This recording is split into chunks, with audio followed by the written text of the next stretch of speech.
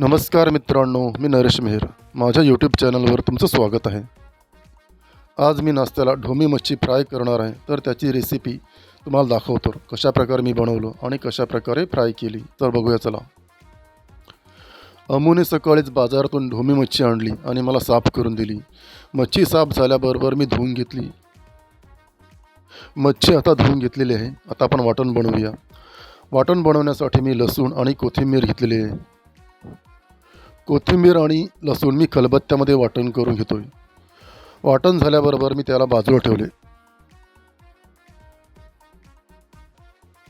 मच्छी धुवून ठेवलेली आहे. आता त्यावर आपण लिंबू पिळून घेऊ.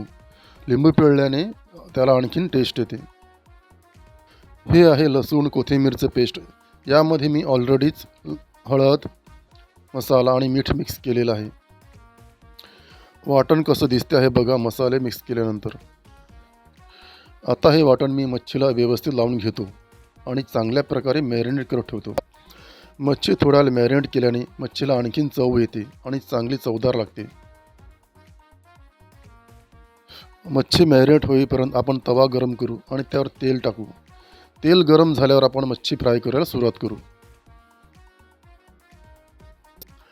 तेल गरम झालंय, आता मच्छी फ्राय करायला सुरुवात करू. एक एक करत मी सर्व मच्छी तव्यावर टाकली आणि शिजवत ठेवली.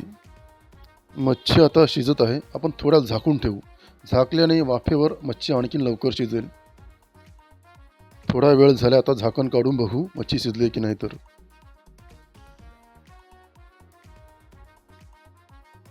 चला, मच्छी थोडी शिजली. आता आपण पलटी करून घेऊया जेणेकरून दुसरी बाजू पण शिजेल. मच्छी आता शिजले. आपण गॅस बंद करू आणि एका डिशमध्ये मच्छी काढून घेऊ. कशी वाटली आज ढोमी मच्छीची रेसिपी?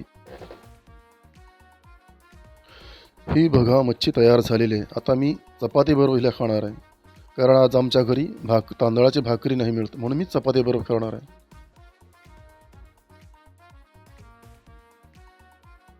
मी पण अशा प्रकारे मच्छी बनवून बघा आणि त्या मच्छीचा आस्वाद घ्या. तर चला, भेटूया नेक्स्ट व्हिडिओमध्ये.